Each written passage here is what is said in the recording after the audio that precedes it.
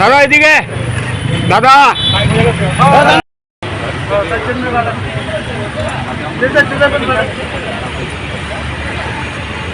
সামাজিক উন্নয়ন এবং তারা যাতে তাদের নিজস্ব সংস্কৃতি দিয়ে তারা যাতে পরিচালিত হইতে পারে। তো নিজস্ব সংস্কৃতি বা রীতিনীতি দিয়ে পরিচালিত হতে গেলে প্রথমে দরকার কাস্টমারি ল। কিন্তু দীর্ঘ কয়েক দশক পেরিয়ে গেলেও একমাত্র জমাতিয়া সম্প্রদায়ের কাস্টমারি ল ব্যতীত অন্য কোন সম্প্রদায়ের কাস্টমারি ল এখনো অনুমোদিত হয় নাই বা কতিপয় হয় নাই। তো আমরা অনেক সময় বিভিন্নভাবে আমরা কথা বলেছি, সরকারের সাথে কথা বলেছি এবং বিভিন্ন সময় আমরা মেমোরেন্ডাম দিয়েছি। তো এরপর গত 2022 সালের ডিসেম্বর মাসের 28 তারিখ এডিসি অধিবেশনে 14টা কাস্টমারি ল সর্বসম্মতিভাবে পাশ করা হয় এবং সেই কাস্টমারি ল গুলা রাজ্য সরকারের এখানে রাজ্যপালের অনুমোদনের জন্য পাঠানো হয়। কিন্তু আমরা পরে জানতে পারি এর থেকে কিছু কাস্টমারি ল এডিসিতে পাঠানো হয় সামান্য কিছু সংশোধনের জন্য, আর বাকি কিছু কাস্টমারি ল এখনো রাজ্য সরকারের এখানে পড়ে রয়েছে।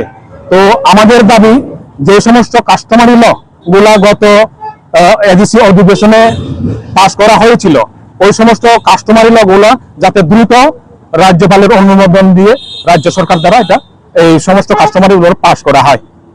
তো আমরা খুব আশাবাদী, আমরা সরকার ত্রিপুরা সরকার এবং এডিসি প্রশাসন খুব দ্রুত এই কাস্টমারি ল কোডিফিকেশনের জন্য উদ্যোগ গ্রহণ করবেন, যাতে আমরা জনজাতি সম্প্রদায়ের লোক পরবর্তীতে কোনো বড় ধরনের আন্দোলনে যেতে আমরা বাধ্য না হই।